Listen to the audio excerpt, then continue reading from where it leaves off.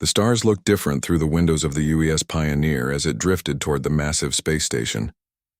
Commander Jack Adams stood on the bridge, watching the station grow larger with each passing moment. It was bigger than anything Earth had ever built, a city floating in space with towers that twisted in ways that made no sense. "Commander, we're receiving docking instructions," said Lieutenant Karen Walsh from the communications console. Her voice was tight with excitement.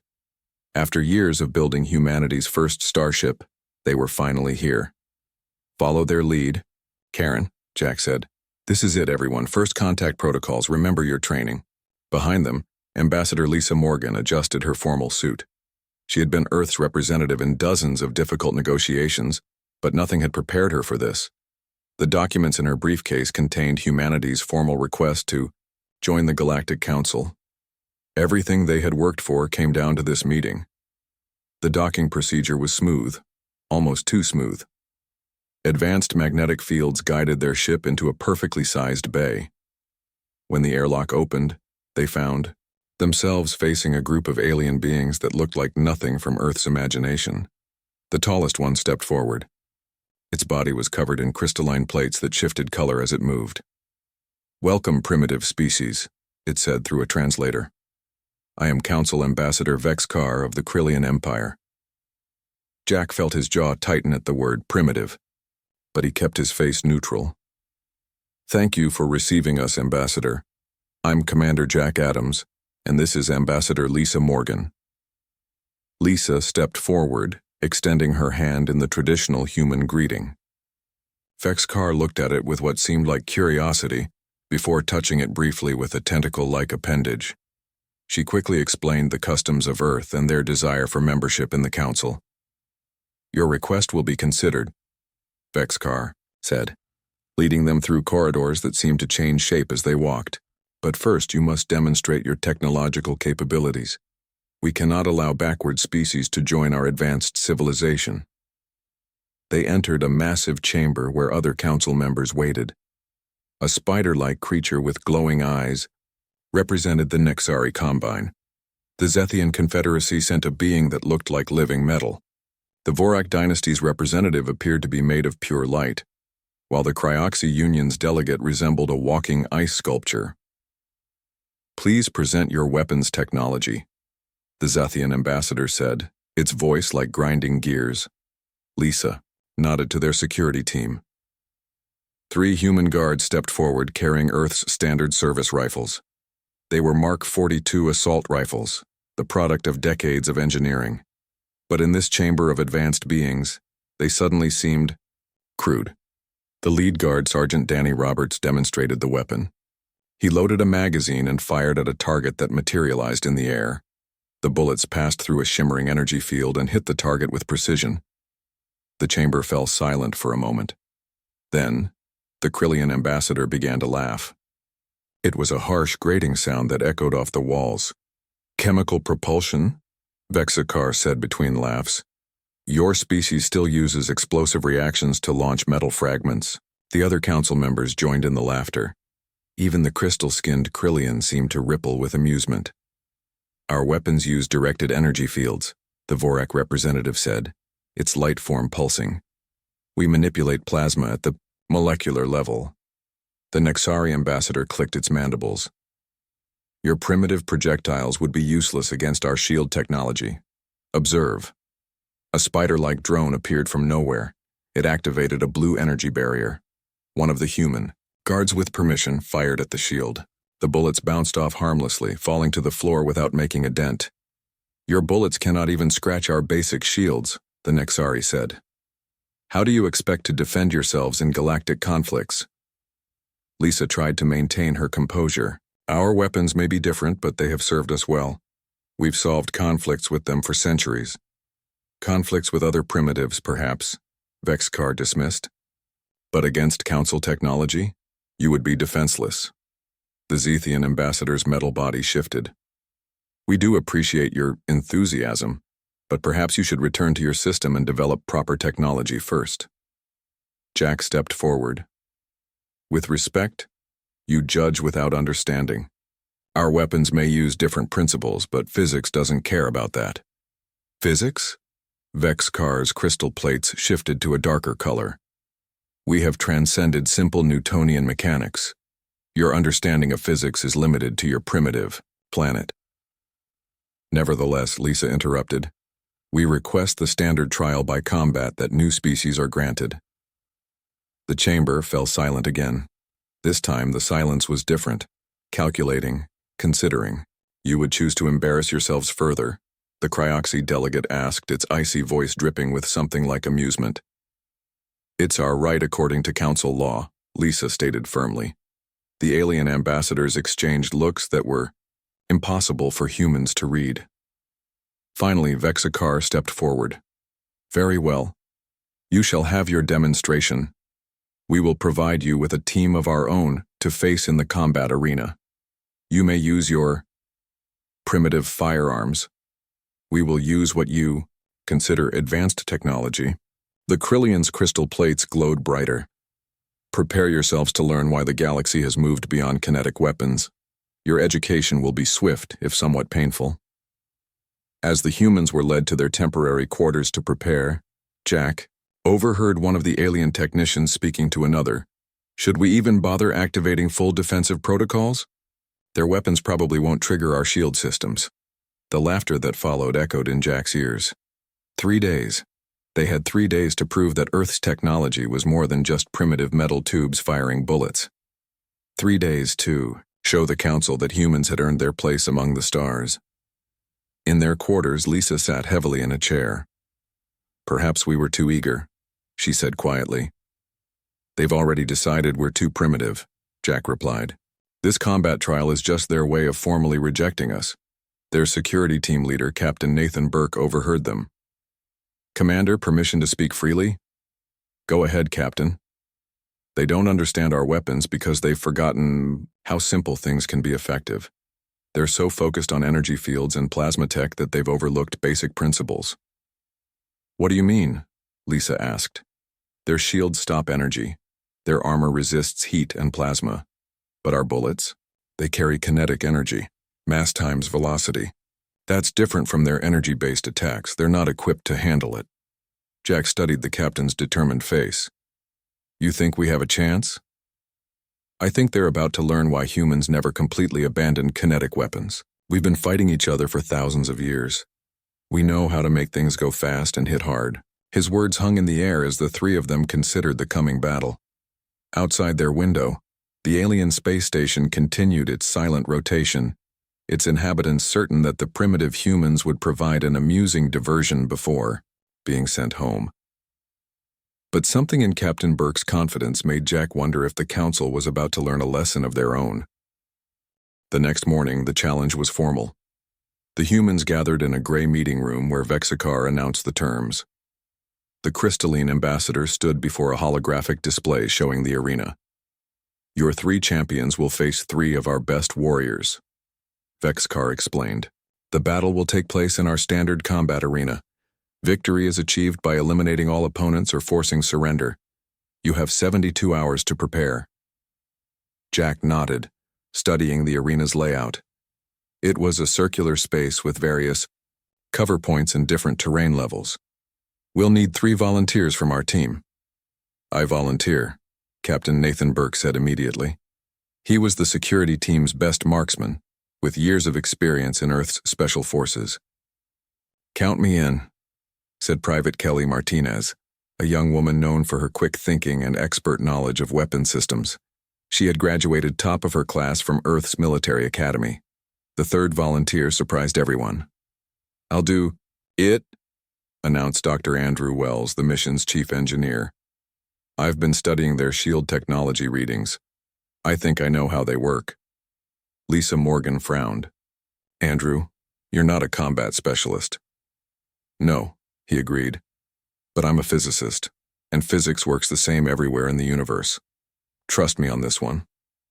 The team had just begun setting up their preparation area when they received a message. The council had assigned them a guide to help them understand the arena's systems. To everyone's surprise, their guide was young, at least by alien standards, a Zethian named Cree, who walked on 4 mechanical legs. I am to assist you, Cree said in a voice like soft static. though I must inform you that the odds are heavily against your success. Thanks for the vote of confidence, Kelly muttered. Captain Burke was more direct. What can you tell us about the enemy team we'll face? Council has chosen champions from 3 species, Kree explained, pulling up holographic profiles.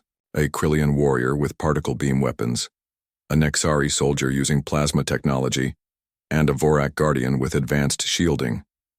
Dr. Wells studied the profiles carefully. Their weapons all use energy-based attacks. Kree, can you show us the technical specifications of their shields? Kree hesitated. That information is classified. We need something to work with, Nathan said firmly. How are we supposed to prepare if we can't understand what we're facing? The young Zethian's metal body shifted nervously. I may have access to some training videos. Purely educational, you understand. Over the next 2 days, the humans worked intensely. They studied the videos, analyzing shield frequencies and energy patterns. Kelly took special interest in how the shields reacted to different attack types. Look at this, she said, replaying a video section. When 2 energy attacks hit the same point, there's a brief flicker. The shield needs time to recalibrate. But our bullets aren't energy, Nathan pointed out.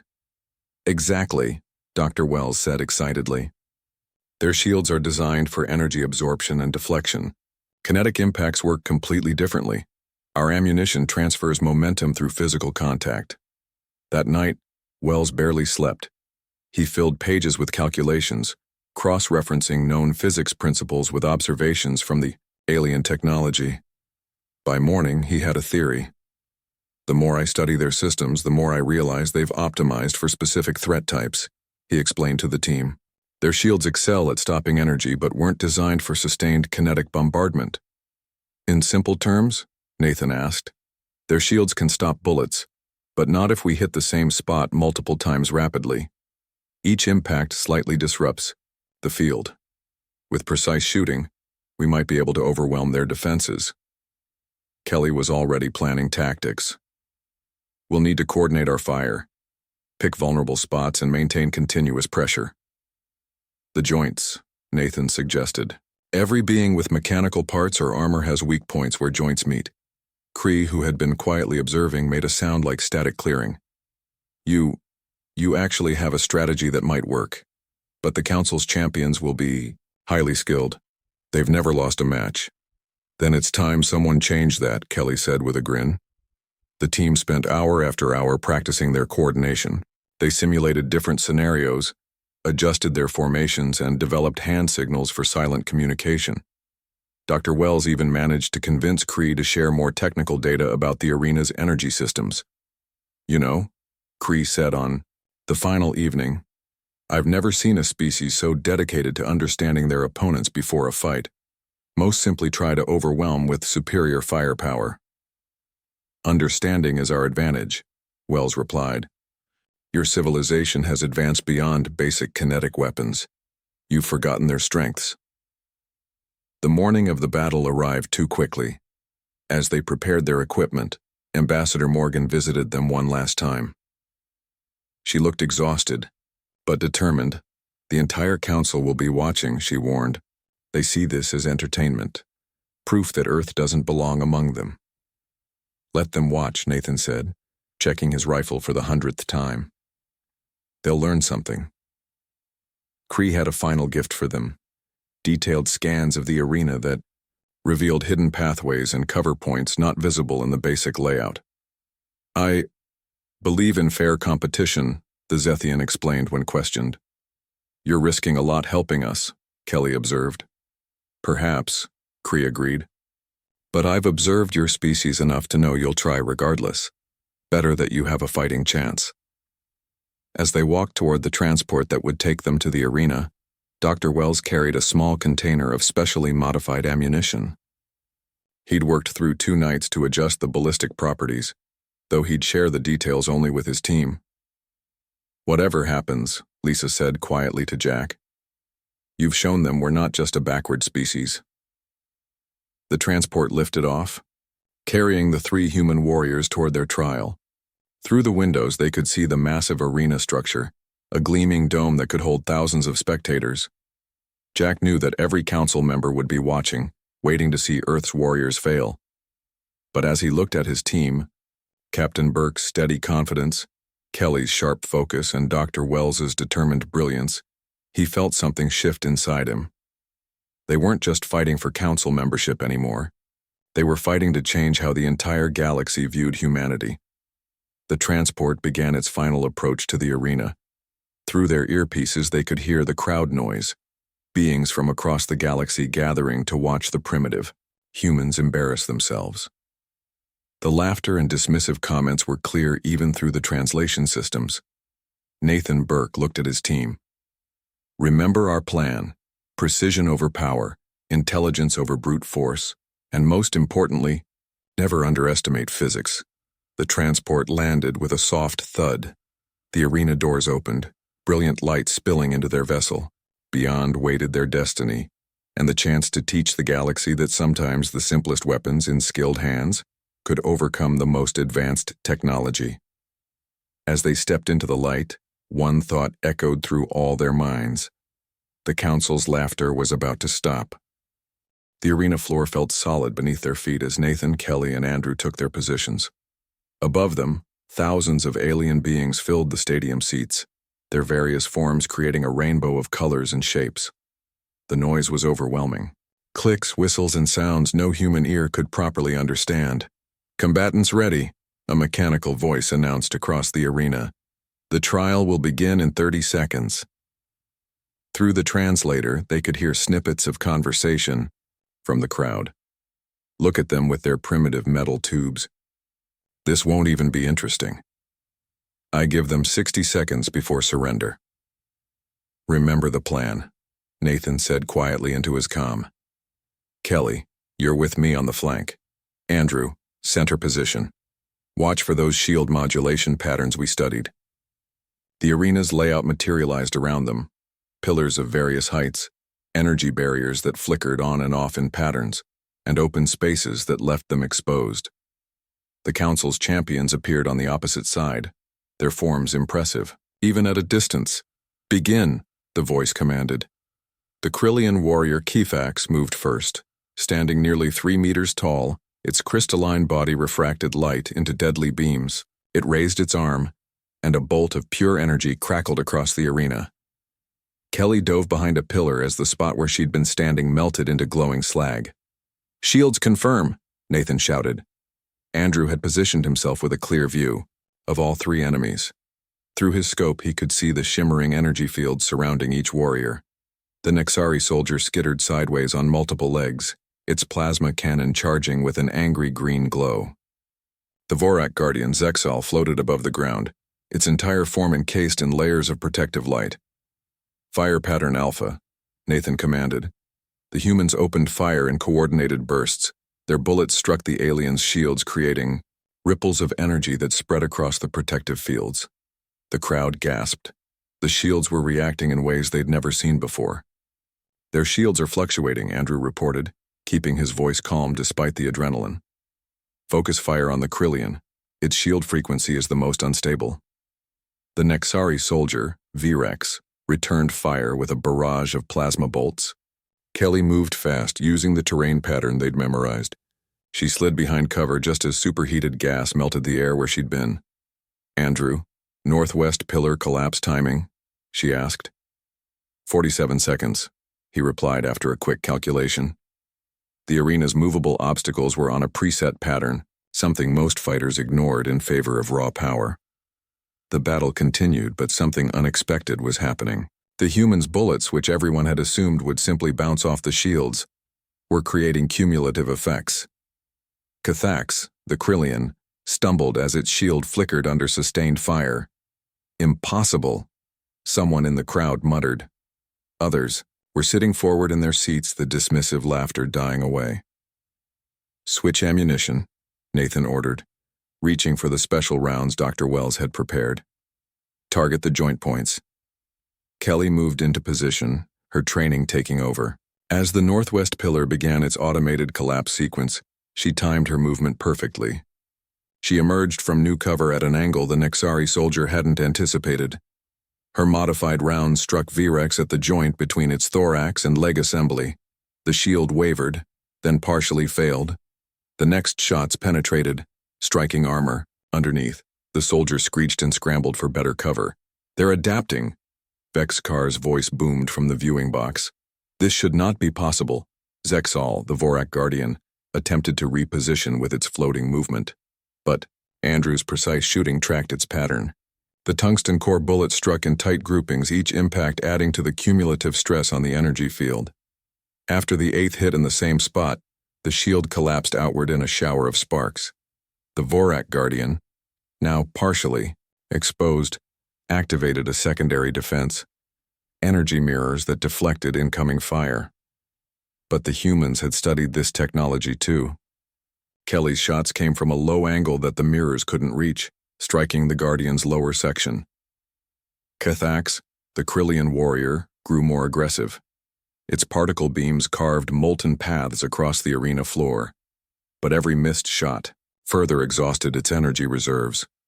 The humans moved like dancers, using the arena's layout to their advantage, never staying in one place long enough to be targeted effectively.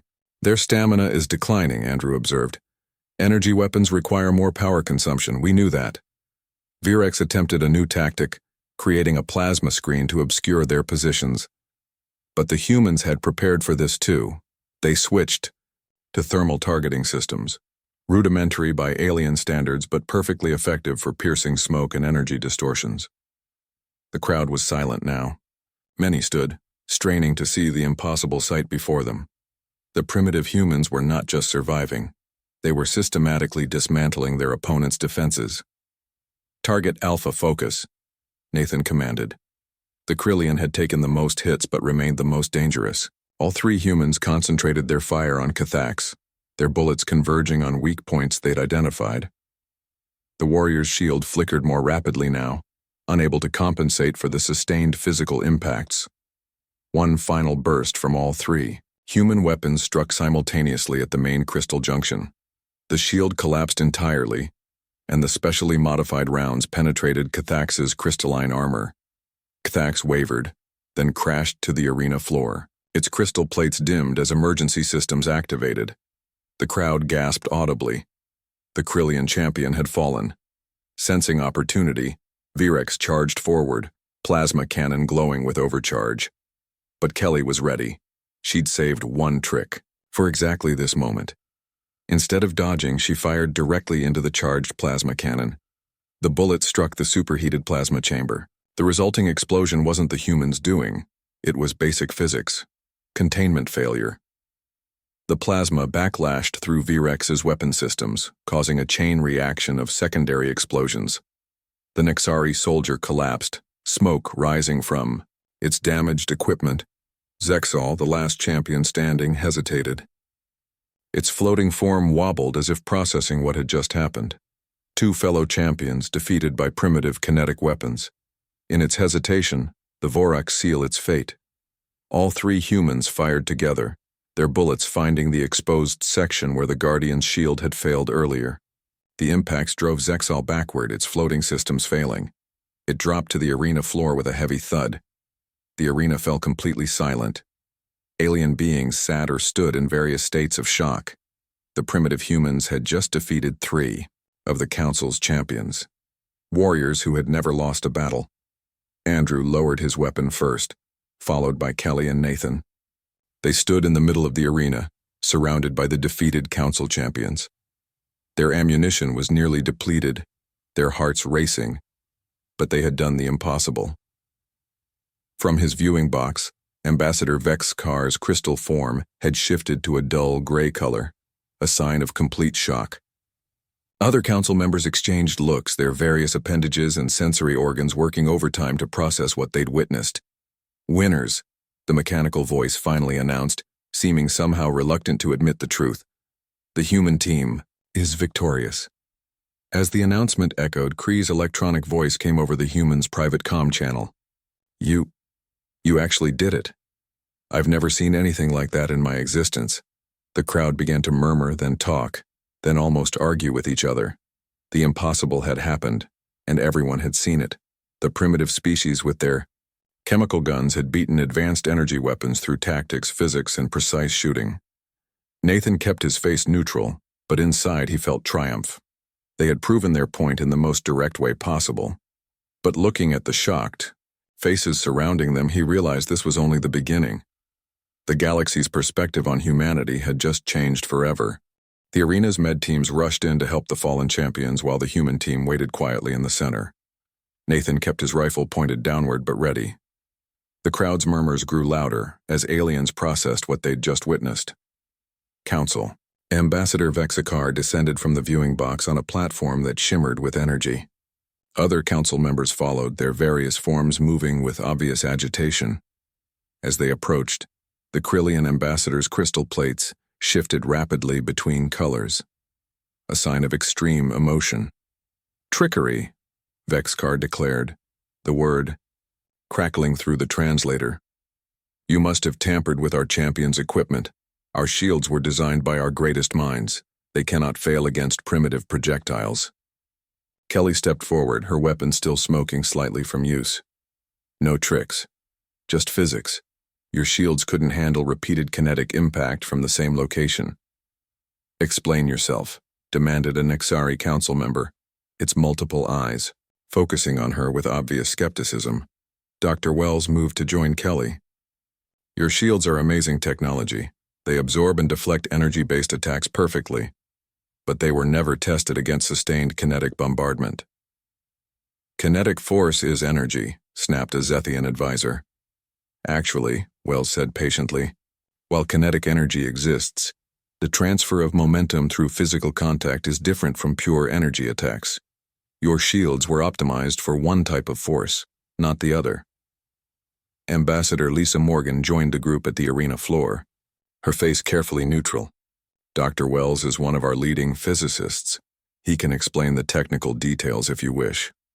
"We wish for nothing but the truth," Vexikar responded. "Your weapons should not have succeeded." Wells pulled out a data pad, quickly entering calculations. "May I demonstrate?" "Your shield generators use rotating energy matrices to deflect incoming attacks. But when a physical projectile strikes the same point repeatedly, it creates harmonic resonance that disrupts the matrix alignment." He showed the calculations to the Zethian technician who had advised earlier. The metallic being studied the numbers, its form shifting into what humans had learned was a thinking posture. After several moments, it spoke. "The mathematics, they are accurate. We have optimized so heavily for energy warfare that we overlooked this weakness." The Vorak representative, whose guardian had been the last to fall, floated closer. "Your projectiles also contain dense metals that our systems couldn't properly analyze." "What were they?"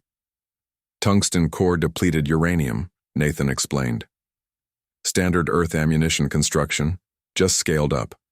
We added electromagnetic field disruptors for better effect against your shielding." The crowd had quieted now, many beings leaning forward to hear the technical discussion. For species used to millennia of energy-based warfare, the humans' approach was fascinating and terrifying.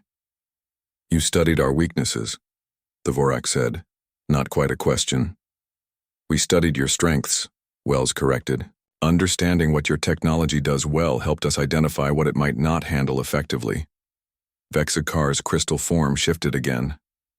"Your tactics were sophisticated. You used the arena's layout, timing the pillar movements, creating firing patterns that overwhelmed our defensive systems. This was not random firing." "We trained for 3 days," Lisa said. 3 days to understand your technology and develop strategies. Imagine what we could do with more time." A Cryoxy council member, its icy form crackling slightly, posed a question that seemed to unsettle the other aliens. "If your primitive weapons can defeat our champions, what else have we overlooked in our advancement?" The question hung in the air, creating a moment of profound silence. The implications were staggering for a society that had believed itself to have moved beyond simple kinetic weapons. Kree, the young Zethian who had helped the humans prepare, approached nervously. "Council members, I observed their preparation. They won through careful study and precise execution. not because our systems are inherently flawed. But they are flawed, the Zethian technician countered. This demonstration proves it. We've become so specialized that we've created vulnerabilities. Ambassador Lisa seized the moment. We're not here to exploit vulnerabilities. We came seeking membership in your council. Our different approach to warfare could complement your advanced systems, not replace them. Vexcar considered this. Your species has demonstrated combat effectiveness, but military capability alone does not determine council membership. You must still prove your scientific advancement, diplomatic maturity, and cultural contribution. We understand, Lisa responded. But perhaps our victory today shows that different doesn't mean primitive. Earth technology developed differently because we face different challenges. That diversity could benefit the council. The Nexari council member clicked its mandibles thoughtfully. The soldier Virex requests to speak. Medical teams had stabilized the defeated champions, and Virex hobbled forward on partially repaired legs. Humans, the Nexari said in its clicking voice, you fought with honor. Your weapons may be simple in construction, but your tactics were sophisticated. I underestimated you. Kathax, the Krillian champion, was helped forward on a floating medical platform. Its crystal form was dull but functioning. As did I. You turned our confidence into weakness. Perhaps, Vexcar said slowly, provisional membership would be appropriate. You have demonstrated capabilities we did not expect. 6-month trial period with full council oversight. Before anyone could respond, alarms blared throughout the station. Emergency lights bathed everything in red as a holographic display appeared showing deep space sensors. Council members, a panicked technician announced, we're detecting massive signatures emerging from dark space. Unknown vessels, configuration unlike anything in our databases. They're firing on border systems. The hologram zoomed in, showing black ships with geometric designs that hurt to look at. Energy streams from these vessels hit Council defense platforms, which flickered and died without offering resistance. Our shields aren't even triggering, another technician reported in disbelief. They're absorbing our defensive fire and growing stronger. Jack Adams, who had remained quiet during the discussion, spoke up. How are your kinetic defenses? We don't really use kinetic weapons anymore, the Zethian technician admitted. Energy absorption makes most projectiles ineffective. Most, Nathan emphasized, but not all. In the chaos of the alert, a decision crystallized. Whatever was coming from dark space had technology that rendered Council energy weapons useless. The same shields that couldn't handle human bullets were failing catastrophically against this new threat. Ambassador Vexacar turned to the humans, crystal plates shifting to what they now recognized as a color of respect. It appears the galaxy is about to teach us the same lesson we almost missed. Perhaps provisional membership should begin immediately. We're ready to help defend the Council, Lisa said firmly. After all, we're about to be members, aren't we? The Council rushed to emergency response stations. The humans found themselves suddenly valued for the very technology that had been mocked hours before. The primitive projectile weapons that had won them the arena battle might now be needed to save the entire galactic civilization from an enemy that absorbed energy attacks.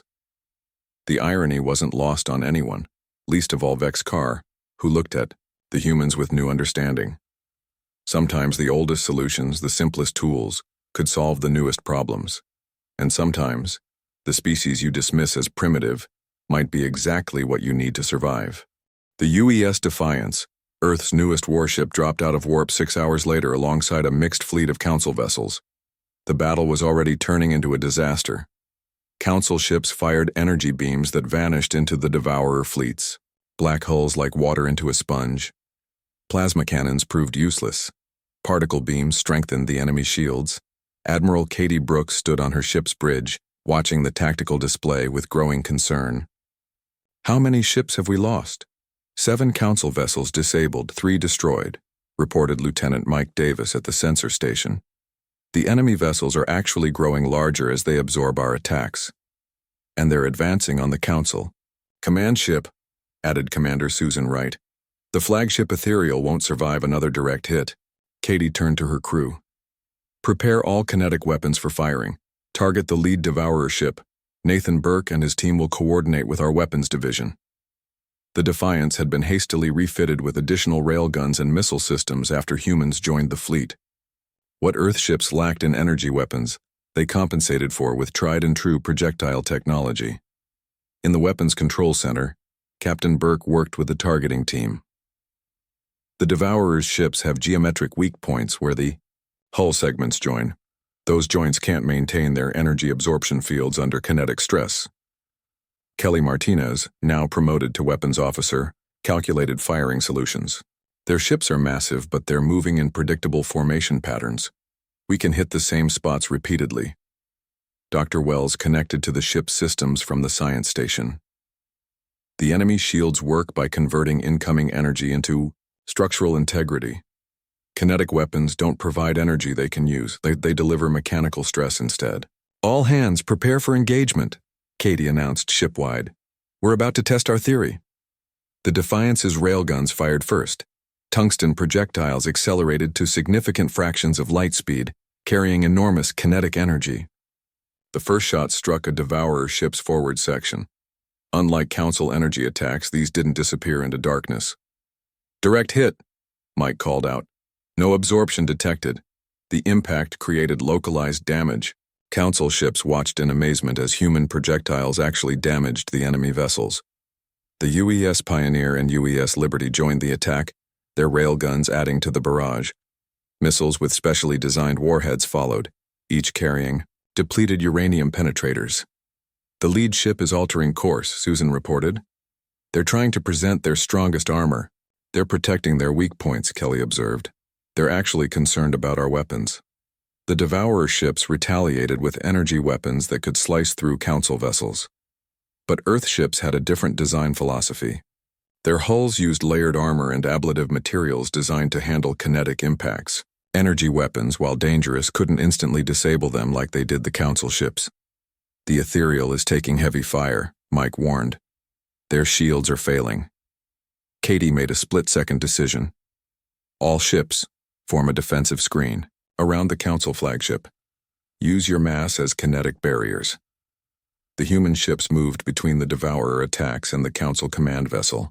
When energy beams struck Earth vessels, they burned but didn't instantly destroy. The humans absorbed hits meant for Council ships. Admiralty, we have an incoming communication from the flagship Devourer, reported the communications officer. On screen. A form made of living shadows appeared on the main display. It spoke in a voice like grinding stones. Your primitive weapons cause minor damage. You cannot stop our harvest. Maybe not alone, Katie responded. But this galaxy has more than one kind of technology. Weapons division, prepare the experimental platform. The relativistic cannon isn't tested, Wells warned. It works in theory, Katie countered. And if we don't try, there might not be a later for proper testing. The UES Liberty had been equipped with Earth's most ambitious weapon project, a relativistic cannon that could accelerate a tungsten projectile to significant light speed using a combination of railgun technology and controlled warp field manipulation. Target the flagship's power core, Nathan directed from his station. The readings show a central energy nexus. The Liberty oriented itself carefully. Other Earth ships continued their barrage to keep the Devourers focused on the conventional weapons. The Council vessels had withdrawn to minimum safe distance, their crews watching in disbelief as primitive humans fought technology they couldn't even dent. Relativistic cannon charged, Lieutenant Tom Parker announced from the Liberty. Firing solution locked. Fire, commanded Lieutenant Beth Wells, the Liberty's captain. The tungsten projectile launched silently through space. At such velocity, the visual effects were minimal, a slight distortion as it passed. But the impact was anything but minimal. The projectile struck the Devourer flagship traveling at significant fractions of light speed. The kinetic energy release was astronomical. The dark ship's power core, designed to absorb energy attacks, couldn't handle the pure physical destruction. It overloaded, creating a chain reaction that spread through the vessel. The flagship didn't explode. It folded in on itself, its energy absorption systems failing catastrophically as they tried to contain more power than the ship could handle. The other Devourer vessels recoiled from their dying leader. "The remaining ships are retreating," Susan announced. "They're withdrawing into dark space." Silence filled the bridge as the humans watched their enemy disappear. Around them, council vessels moved closer, their crews undoubtedly as shocked as anyone. Ambassador Vexakar's voice came through the communications channel. "Humans, you have saved us. Your primitive weapons defeated what our advanced technology could not touch." "Not primitive," Katie corrected gently. "Different. Physics works the same across the universe. Energy weapons and kinetic weapons aren't better or worse. They're tools for different jobs." "We have been arrogant," Vexakar admitted. "We thought advancement meant abandoning simpler methods. We forgot that complexity isn't always the answer." Dr. Wells spoke up from the science station. "In Earth's history, we've seen the same pattern. Swordmakers thought guns were crude. Energy weapon researchers initially dismissed kinetic improvements. Progress isn't about abandoning old ideas. It's about knowing when to use each tool." 6 months later, Earth ships patrolled Council space, alongside alien vessels fitted with human-designed kinetic weapons. The Galactic Kinetic Defense Initiative, headquartered on Earth's moon, taught Council species the forgotten arts of ballistic warfare. In the Academy halls, young beings from across the galaxy practiced with both energy and projectile weapons. The phrase "never underestimate the species that brings guns to an energy fight" became a standard lesson in military academies. Admiral Brooks often visited the training grounds, watching new recruits master both old and new techniques. "The galaxy taught us to think beyond our limitations," she would say. "Sometimes the best response to advanced technology is a well-aimed rock."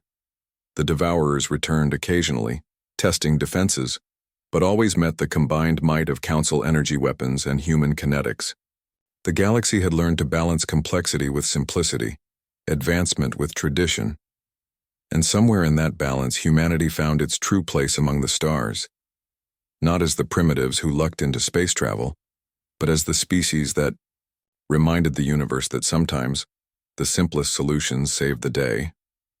The ones who proved that while anyone can evolve beyond guns, it takes wisdom to know when to bring them back out. In the end, Earth's greatest contribution to galactic civilization wasn't their kinetic weapons, it was their perspective. The understanding that progress means knowing when to look forward and when to look back. After all, physics doesn't care if a weapon is thousands of years old or was invented yesterday. What matters is using the right tool for the job. And when the job is saving the galaxy, sometimes that tool is just a really fast-moving piece of metal.